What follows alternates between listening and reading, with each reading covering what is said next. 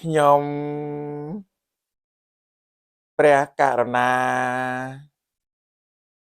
សូមក្រាបនមស្ការថ្វាយបង្គំប្រជុំ3ចំពោះគុណព្រះត្រៃរតន៍មានព្រះពុទ្ធរតនៈព្រះធម្មរតនៈនិងព្រះសង្ឃរតនៈដែលជារតនៈជាទីគោរពនិងជាទីជ្រះថ្លាយ៉ាងក្រៃលែងនិងសូមក្រាបនមស្ការថ្វាយបង្គំចំពោះព្រះអង្គម្ចាស់គ្រូនិងលោកគ្រូដោយសេចក្តីគោរពមួយលើសូមគ្រប់បងប្អូនជនរួមជាតិខ្មែរទាំងអស់នៅលើពិភពលោកណាទេណាដោយសេចក្តីគោរពរាប់អានអំពីខ្ញុំក្នុងរាត្រីថ្ងៃ12កើតខែចែកឆ្នាំរោងឆស័កពុទ្ធសករាជ2568ត្រូវនឹងថ្ងៃពុទ្ធទី9ខែមេសាគ្រិស្តសករាជ2025ខ្ញុំព្រះករុណាខ្ញុំបានវិលត្រឡប់មកជួបលោកអ្នកដែលជាសហធម្មិកៈពោលគឺអ្នករៀនធម៌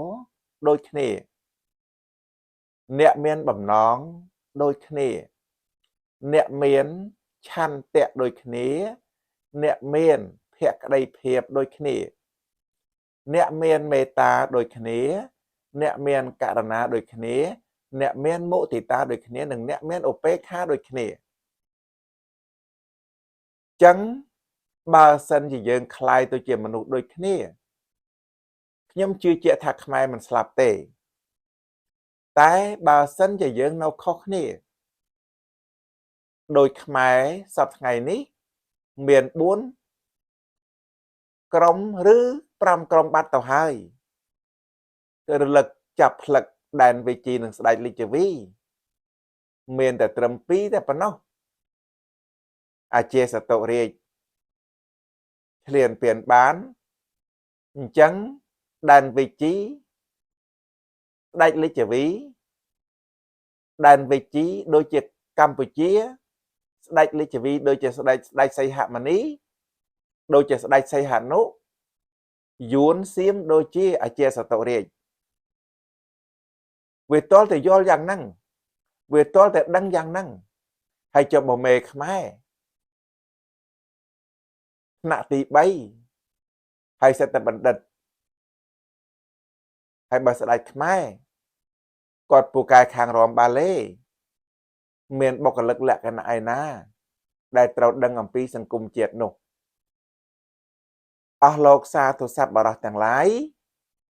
អញ្ចឹងការសូត្រពុទ្ធភាសិតហេតុអីបានតែខ្ញុំសូត្រពុទ្ធភាសិតហ្នឹងខ្លះមាន8ខ្លះមាន6ខ្លះមាន5ខ្ញុំឧបាសកយកសេចក្តីឧបមានេះខ្លួនឯងនេះយកមកប្រាប់បងប្អូនតែប៉ុណ្ណោះខ្ញុំលើកឧទាហរណ៍ថាអានព្រះគម្ពីរ1ម៉ោងមិនមែនអានព្រះគម្ពីរ1ម៉ោងនឹងចាំបានទេអត់ទេខ្ញុំលើកឧទាហរណ៍ថាការបញ្ញត្តិនៅនាមកាយមានអីវេទនាខណ្ឌសញ្ញាខណ្ឌសង្ខារខណ្ឌនិងវិញ្ញាណខណ្ឌនឹងចាំតែម្ដងលើកឧទាហរណ៍វេទនាកើតឡើងព្រោះចក្ខុសម្ផស្សវេទនាកើតឡើងព្រោះសោតសម្ផស្សវេទនាកើតឡើងព្រោះឃានសម្ផស្សវេទនាកើតឡើងព្រោះជីវហាសម្ផស្សវេទនាកើតឡើងព្រោះមโนសម្ផស្សវេទនាកើតឡើងព្រោះកាយសម្ផស្សនេះអានឲ្យឃើញចាំអញ្ចឹងដល់ពេលខ្ញុំអ្នកមានមេត្តាចិត្តដែលខ្ញុំសូត្រមាន3 4 5សូត្រហ្នឹងព្រោះមានបំណងចង់ឲ្យខ្មែរហ្នឹងស្ដាប់ពុទ្ធភាសិតហ្នឹងខ្ញុំឧបាសកមានការវឹកហាត់បន្តិចបន្តួចប៉ុណ្ណឹងយកការវឹកហាត់ហ្នឹងមកប្រាប់ហើយខ្ញុំពិចារណាដល់ព្រះសម្មាសម្ពុទ្ធដែលព្រះអង្គទ្រង់បំពេញពុទ្ធកិច្ច ខ្ញុំយល់ឃើញថាព្រះអង្គឃើញយ៉ាងនោះហើយទៅព្រះអង្គប្រឹងខ្លាំងណាស់ព្រះអង្គមានមេត្តានឹងហើយទៅព្រះអង្គប្រឹងខ្លាំងណាស់គ្មានឱកាសសម្រាប់ប្រកាយព្រះអង្គខ្លួនព្រះអង្គទេបងប្អូនជនរួមជាតិទាំងឡាយបើដូច្នេះខ្ញុំប្រកាសណាខ្ញុំនៅយល់ថាបើស្ដេចនេះគ្មានទស្សពិតរាជធម៌មេត្រូវតែមានទស្សពិតរាជធម៌បើមេមិនមានទស្សពិតរាជធម៌សង្ឃត្រូវតែមានទស្សពិតរាជធម៌បើសង្ឃមិនមានទស្សពិតរាជធម៌ត្រូវតែបណ្ឌិតមានទស្សពិតរាជធម៌បើបណ្ឌិតមិនមានទេទស្សពិតរាជធម៌រះខ្មែរខ្លួនឯងត្រូវតែមានទស្សពិតរាជធម៌ចុះបើសង្គមមួយคล้ายទៅជាអ្នកគ្មានទស្សពិតរាជធម៌បងប្អូនប្រាប់ខ្ញុំផងងាប់ឬរស់បងប្អូនប្រាប់ខ្ញុំផងងាប់ឬរស់តែប៉ុណ្្នឹងទេបងប្អូនបំណងខ្ញុំមកបាសក់មានត្រឹមប៉ុណ្្នឹងទេហើយដែលខ្ញុំនិយាយថាចែករំលែកទៅនោះគឺមិនមែនមានន័យថាមានបំណងចង់បានលៀបសក្ការៈគឺអត់ទេព្រោះលៀបសក្ការៈខ្ញុំវាមានច្រើនពេកណាស់មិនដឹងយកទៅធ្វើអីផងអញ្ចឹងប្រាថ្នាចង់បានលៀបធ្វើដូចម្ដេចចង់បានឲ្យខ្មែរនឹងបានតែសុខប៉ុណ្ណឹងអស់លោកសាទរសប្បុរសទាំងឡាយបើដូច្នេះខ្ញុំប្រកាសណាខ្ញុំក៏នឹងសូត្រចឹងណាទេណាក៏នឹងសូត្រទៀតអញ្ចឹងបន្ថែមសេចក្តីខ្លីព្រះសម្មាសម្ពុទ្ធថាធម្មរាជភិក្ខុទាំងឡាយចឹងណាទេណាពេលនេះពេលទាំងឡាយនេះគឺមានពីរពួកពេលពីរពួកតើដូចម្ដេចមនាលភិក្ខុទាំងឡាយគឺជន់ពេលណាទេណាមានសេចក្តីសម្គាល់ថាពោលគឺសម្គាល់ថាអាបត្តិហើយមិនមែនជាអាបត្តិក្នុងបានន័យថាធម៌ទាំងអស់ហ្នឹងនៅក្នុងសង្គមខ្មែរនឹងហើយដែលខ្ញុំប្រកាសណាខ្ញុំរលឹកនាំមកឲ្យបងប្អូនលោកប្រែរូបប្រែភេទកុំឲ្យនៅត្រាំពោលគឺនេះទៅណាក្នុងទង្វើរបស់ជាន់ពេលនឹងយូរពេកបើស្ដេចខ្មែរនៅក្នុងទង្វើហ្នឹងជាន់ពេលហ្នឹងមេខ្មែរហ្នឹងមិនគួរក៏បីនៅក្នុងទង្វើហ្នឹងទេបើមេខ្មែរហ្នឹងនៅក្នុងទង្វើពេលហ្នឹងព្រះសង្ឃខ្មែរមិនគួរណានៅក្នុងហ្នឹងទេបើព្រះសង្ឃខ្មែរនឹងលោកនៅក្នុងហ្នឹងបានន័យថាបណ្ឌិតខ្មែរមិនគួរនៅត្រង់ហ្នឹងទេបើបណ្ឌិតខ្មែរនៅត្រង់ហ្នឹងរះខ្មែរមានខ្ញុំក៏នៅត្រង់ហ្នឹងដែរបើរះខ្មែរមានខ្ញុំនៅត្រង់ហ្នឹងដែរយើងនាំគ្នាងាប់ទៅតែប៉ុណ្្នឹងបានហើយអស់លោកសាទរសប្បុរសទាំងឡាយបើដូច្នេះព្រះសម្មាសម្ពុទ្ធថាធម្មនាលភិក្ខុទាំងឡាយបណ្ឌិតទាំងឡាយនេះមានពីរពួកបណ្ឌិតពីរពួកតើដូចម្ដេចគឺបណ្ឌិតសម្គាល់ណាទេណាសម្គាល់ថាអត់មានអាបត្តិនៅក្នុងអនាបត្តិអញ្ចឹងណាទេណាបានន័យថាសម្គាល់ថាអាបត្តិពោលគឺអត់មានអាបត្តិនៅក្នុងអនាបត្តិនោះមួយបណ្ឌិតតែងសម្គាល់ថាអាបត្តិនៅក្នុងអនាបត្តិនោះមួយអញ្ចឹងណាទេណាសម្គាល់ថាមានអាបត្តិនៅក្នុងអាបត្តិនោះមួយមនាលភិក្ខុទាំងឡាយបណ្ឌិតទាំងឡាយមានពីរពួកនេះឯងអស់លោកសាទរសប្បុរសទាំងឡាយធម៌ជាគូណាទេណាដែលយើងទាំងអស់គ្នានឹងក៏បីពិចារណាក៏បីសិក្សាឲ្យបានត្រឹមត្រូវឲ្យបានប្រកបចឹងខ្ញុំសូត្រទី1ឥឡូវនេះដល់ទី2មនាលភិក្ខុទាំងឡាយជាន់ពេលទាំងឡាយនេះក៏មានពីរពួកជាន់ពេលពីរពួកតើដូចម្ដេចជាន់ពេលមានសេចក្តីសម្គាល់ថាធម៌ពោលគឺនៅក្នុងអធម៌នេះពេលនោះមួយជាន់ពេលមានសេចក្តីសម្គាល់ថាអធម៌នៅក្នុងធម៌នោះមួយមនាលភិក្ខុទាំងឡាយជាន់ពេលគឺមានពីរពួកនេះឯងអស់លោកសាទរសប្បុរសទាំងឡាយស្ដាប់បានទេប៉ុណ្ណឹង ក្នុងសង្គមរបស់ពិភពលោកពលគឺខ្មែរនៅក្នុងទង្វើហ្នឹងនៅក្នុងបែបផែនហ្នឹងបែបបត់ហ្នឹងមានចំនួនប្រមាណភាគរយខ្ញុំឧបាសកមានបំណងចង់ឲ្យខ្មែរដឹងនៅទង្វើពេលហ្នឹងចុះបើកាលណាយើងអត់សិក្សាសោះយើងអត់បានធ្វើវត្តប្រតិបត្តិសោះធ្វើដូចម្ដេចបងប្អូនឲ្យណាទេណាឲ្យការយល់ការដឹងនឹងទៅបានមិនអាចយល់មិនអាចដឹងទៅបានទេបងប្អូនដរាបណាយើងសិក្សាដរាបណាយើងដឹងទេណាទាំងអស់ហ្នឹងទៅអាចយើងឃើញនៅទង្វើនឹងទៅបានអស់លោកអ្នកសន្តាប់ព្រះសទ្ធម្មទាំងឡាយនេះ2ចំណែក3មនាលភិក្ខុទាំងឡាយបណ្ឌិតទាំងឡាយនេះគឺមាន2ពួកបណ្ឌិត2ពួកតើដូចម្ដេចគឺបណ្ឌិតសេចក្តីមានសេចក្តីសម្គាល់ថាអធោនៅក្នុងអធោ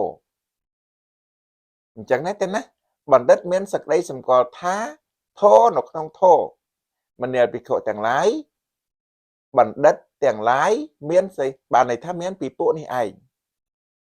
ខ្ញុំថាដូចជាស្រួលយល់ណាស់បងប្អូនមើលបងប្អូនបើលោកអ្នកគួរពិចារណាថាតើយើងគួរទៅកាន់បណ្ឌិតឬយ៉ាងណាទី1បណ្ឌិតទាំងឡាយមាន2ពួកណាទេណា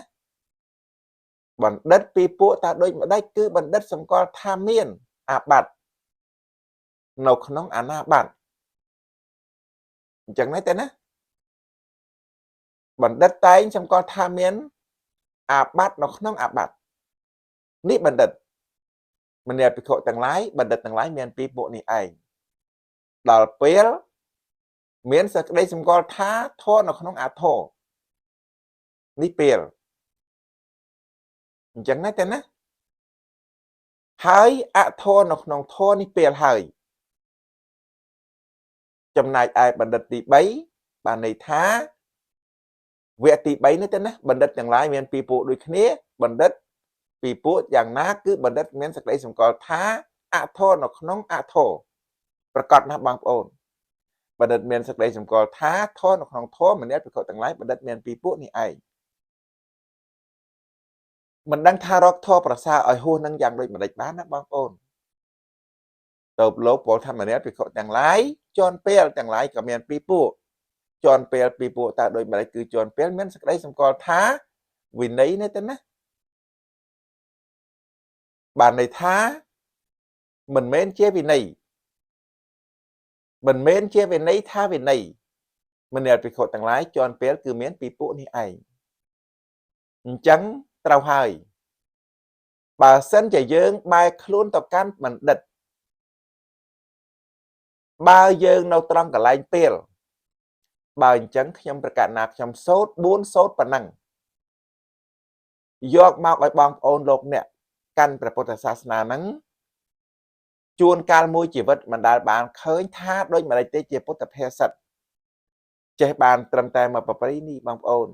បានត្រឹមតែធ្វើមួយបានន័យថាត្រឹមតែប្រពៃណីតែប៉ុណ្ណោះអស់លោកសាទៅសັບបរោះទាំងឡាយបើដូច្នេះខ្ញុំប្រកាសណាខ្ញុំរលឹកចាប់ផ្លឹកយកទ្រឹស្ដីលោកអ្នកប្រាជ្ញខ្មែរដែលលោកចងក្រងនៅក្នុងគម្ពីរស្រីហេតោប្រទេសពោលគឺព្រះគ្រូប៉ាងខាត់ដែលលោកបានចងក្រងកាលណាយើងអានកាលណាយើងរលឹកកាលណាយើងឧទ្ទិសស្មើថាជាអ្នកមានកតញ្ញូកតវេទិតាធម៌លោកពោលថាដូចម្ដេចបងប្អូនលោកថាមានប្រយោជន៍អ្វីចំពោះកូននៃកើតមកហើយល្ងងផងមិនប្រកបដោយធម៌ផងបងប្អូនស្ដាប់បានទេប៉ុណ្ណឹងអញ្ចឹងខ្ញុំសូត្រពុទ្ធភាសិត4ហ្នឹង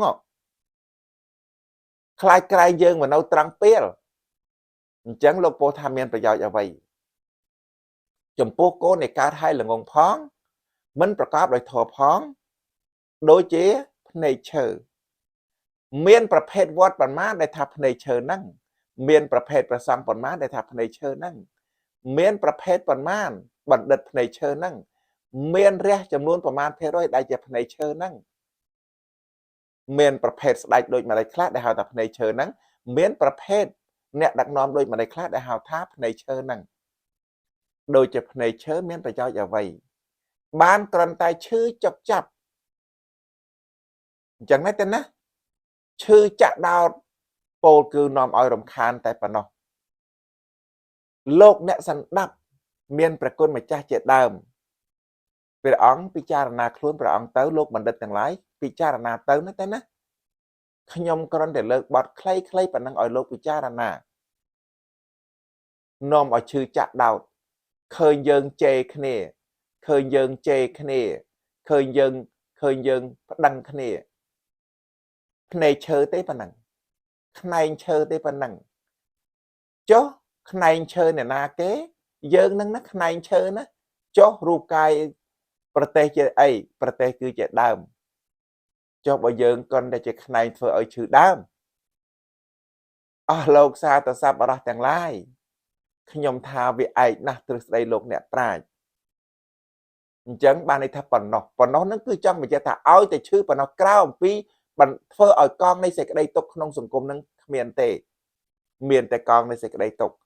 រកអ្នកដែលនាំឲ្យប្រសើរក្នុងសង្គមនឹងរកមិនបានទេពីព្រោះអីពីព្រោះយើងអាចបានដឹងនៅពាក្យដំបូន្មានរបស់លោកអ្នកប្រាជ្ញឬក៏ពុទ្ធភាសិតរបស់ព្រះសម្មាសម្ពុទ្ធអស់លោកសាទរសប្បុរសទាំងឡាយបើដូច្នេះលោកពោលបន្តថាបណ្ដាកូន3ពួកមើលបងប្អូនគ្រាន់តែពោលប៉ុណ្ណឹងបងប្អូននៅកូនពួកណាគឺកូនមិនតាន់កើតមួយពួកកូនកើតហើយស្លាប់ទៅវិញមួយពួកនិងកូនល្ងងមួយពួកចឹងលោកប្រាប់ថាម៉េចកូន2ពួកខាងដើមណាតែណាជាកូនប្រសើរចំណែកឯកូនទី3មិនប្រសើរឡើយព្រោះកូន2ពួកខាងដើមធ្វើទុកព្រួយតែម្ដងទេក៏ស្លាប់ទៅហើយក៏វាអស់ទៅហើយឯកូនពួកខាងក្រោយទី3ធ្វើទុកមេត្តាណាទេណាបិតាពោលគឺឲ្យលំបាកគ្រប់ជំហានជើងមើលស្ដេចខ្មែរទៅបងប្អូនមើលមេខ្មែរទៅមើលព្រះសង្ឃមួយចំនួនទៅមើលបណ្ឌិតមួយចំនួនទៅមើលរះខ្មែរមួយចំនួនទៅធ្វើឲ្យលំបាកគ្រប់ជំហានជើងព្រមទទួលទ្រឹស្ដីអ្នកប្រាជ្ញទៅបងប្អូនបើអ្នកប្រាថ្នាចង់បានសុខអ្នកធ្វើដំណើរតាមផ្លូវដើរតាមទ្រឹស្ដីលោកអ្នកប្រាជ្ញទៅបើអ្នកមានអ្នកទៅសម្គាល់ថាអូអញជាអ្នកខ្លាំងពូកែគ្មានអ្នកណាស្មើនោះអ្នកដល់ពេលកងនៃសេចក្តីទុក្ខរបស់អ្នកហើយអស់លោកសាធុសប្បុរសទាំងឡាយបើដូច្នេះខ្ញុំបបាសក់លើកបទបែបសង្ខេបខ្លីយកមកឲ្យបងប្អូនលោកគិតនឹងពិចារណាយ៉ាងហ្នឹងបើពិចារណាហើយយើងនាំគ្នាកែប្រែទៅយើងកុំគូក៏បីនៅត្រង់កន្លែងដូចលោកអ្នកហាម5អញ្ចឹងកូន3ពួក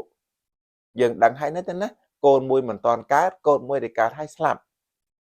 កូន2ពួកខាងដើមនោះណាគឺជាកូនប្រសើរព្រោះធ្វើទុកតែត្រឹមម្ដងទេចំណែកឯកូនទី3មើលស្ដេចស្រុកខ្មែរទៅមើលមេស្រុកខ្មែរទៅមើលមន្ត្រីស្រុកខ្មែរទៅមើលព្រះសង្ឃមួយចំនួនទៅធ្វើឲ្យលំបាកមែនឬពីរោះពេកណាស់បងប្អូនពីរោះពេកណាស់មិនមែនពីរោះរមាំទេអញ្ចឹងលោកបានបន្តណាទេណាឲ្យសង្គមនឹងចេះគិតពិចារណា